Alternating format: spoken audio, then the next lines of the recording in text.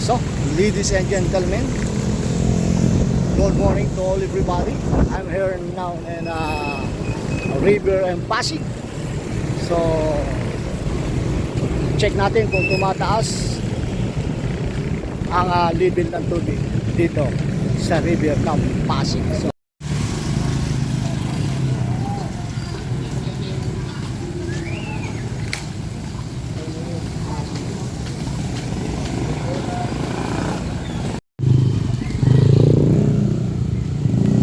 ito ginagawa nga kalsada, hindi pa sa tatapos. Papunta dito siya sa C6.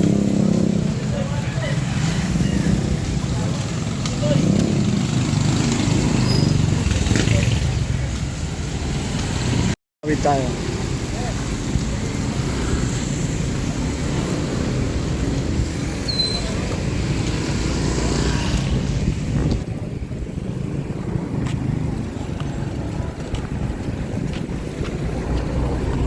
So dito tayo ngayon sa ilog ng Pasig.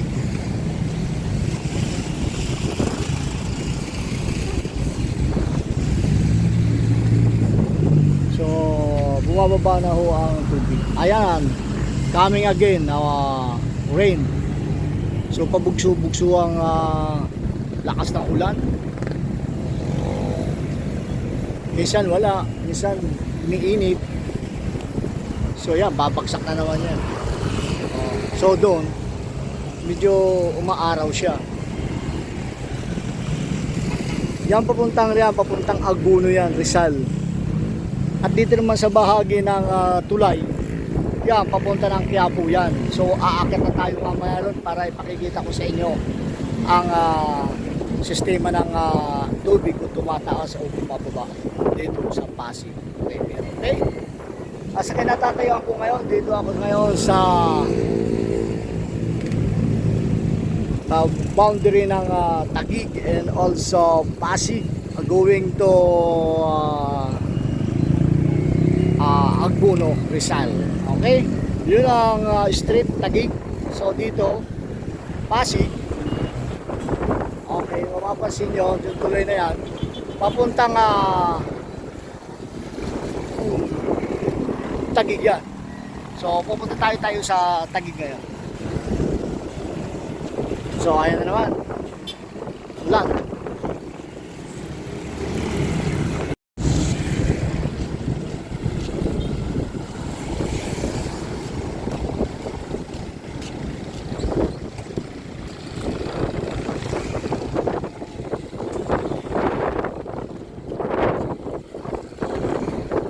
So again, coming rain again. So mapapansin nyo ang ilog dito papuntang Aguno yan. Okay, ito papuntang Pasig yan. So ito Taguig boundary. So papuntang yan Rizal. So hindi ganong tumataas ang tubig dito sa... Hello guys, how are you? What are you selling? Banana. Yo, coming rain. You see? Coming rain. It's coming. Mapapansin nyo, ang lakas ng ulan na naman.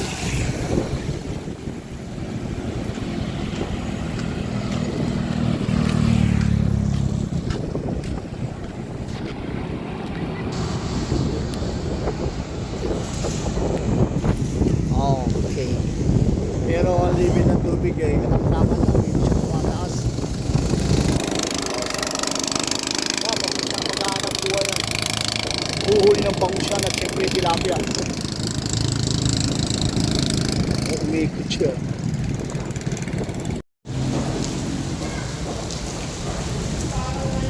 Ako galing na po sa paghahanap buhay. So nandito po tayo sa ilalim ng tulay ng Pasig. So wala tayong mapapansin gaano pagtaas ng tubig dito sa river ng Pasig.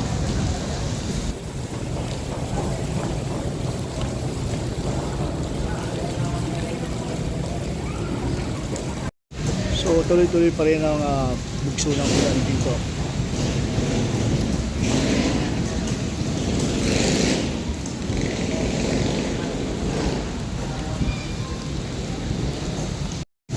So may nanginginig doon, puntaan natin.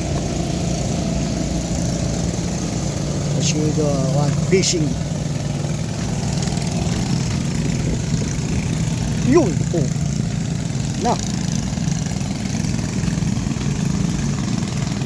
May huli na, boss. May huli na.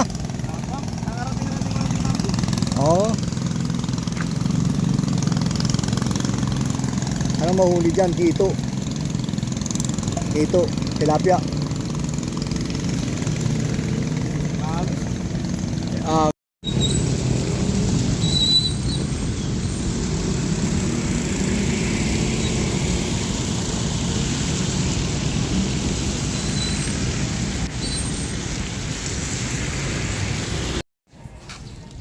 Hanggang doon pa yan, clinic, di ba? So hanggang dito yung ginawa ng kuan. Pagsisimento. Hindi pa siya. Hanggang doon yan sa dulo, sa kinit. Mapapansin nyo, ayan, hindi pa natatapos. Pabuti walang baha ngayon. So dati, binabaha to. Pumunta ako, how many years na hindi ko napupuntahan to. So ginagawa na ngayon. So ayan. May drainage na siya. Kasi siyempre kailangan bubuhusan na lang yan. Okay, hanggang doon yan sa dulo. So nandito tayo ngayon sa Barangay Santa Ana, Rizal, Taytay. So dati pumunta ako rito, kami rito nakakalipas, binaha rito. So ngayon, ginagawa na to. Yan, putol nga lang. Pero hanggang doon sa kinit highway. So dito naman papuntang Angono Rizal yan. O see, ginagawa na, hinukay. Ayan yung bako, mapapansin nyo. Okay. So diretso tayo rito.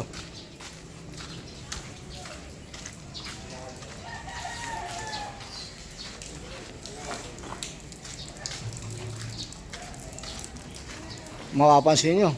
So, yan. Hindi pa natatapos. Ito, putol siya. Dito. Diretso pa rin yan. Saka yan dyan. Yung dati, nung pinuntahan natin yan, baha dyan. Andun ang bahay ni nanay. So, dito tayo.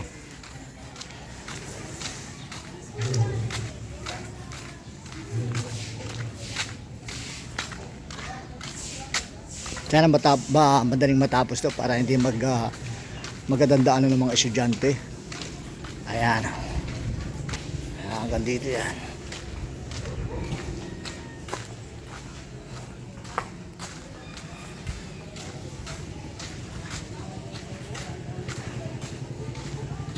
So siguro 50% ang nagagawa nila o 50% yung nagawa na o 50% pa yung hindi nagagawa.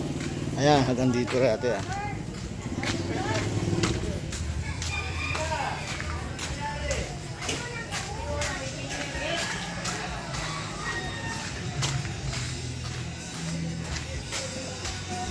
Yan, tapos na rito. Diba? Mapapansin nyo, tapos na. O, laki ng aso. Nako, may sounds. Yan, tapos na papunta riyan. So, dito hindi pa. Kalabang gawa to? Ano masasabi mo? Kasi nakapaglaro na kayo. Dati hindi kayo nakapaglaro. Kasi, di ba? Kasi maganda na yung simento nyo, di ba? So, dito tayo ngayon. Okay. Hanggang ito doon sa dulo. Simentado na. Pero hanggang doon sa dulo kanina, hindi pa siya tapos. Ito, ang ganda ng pakiramdam pag maganda ang daan mo. Paglaro yung mga bata at syempre yung mga rider hindi mahihirapan. Mapapansin nyo kanina hindi maganda yung lubak-lubak na kalsada. So eto na, hanggang doon ito sa dulo papuntang labasan na to, tatlong tangkinit. So nanggaling ako kanina doon sa Santa Ana, doon sa dulo. So ang sarap ng pakiramdam pag maganda ang kalsada natin, no? So sana matapos na sa madaling panahon, sana matapos yung kalsada doon sa dulo, yung pinuntahan natin kanina. Di ba? At siyempre mawawala ang mga baha like that. Siyempre kita mo, ang gandang drainage. O, pasalamat tayo dito sa ating mayor at saka siyempre sa congressman sa nasasakupan ng Rizal. At unang-una doon sa ating kapitan. Oh, tama, nakapaglaro ng mga bata ngayon. So hindi gaano tumataas ang level ng tubig dito kasi low tide siya. Pero kung nagkataon na high tide siya at bumha, ay lalong magkakaroon ng problema ang Maynila kasi babaha ng mas marami. Okay.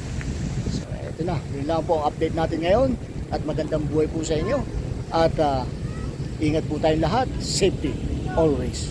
Okay. Laging maganda, dala ang mga flashlight, pagkain, iba pa maaaring kailangan doon sa bahay. Okay?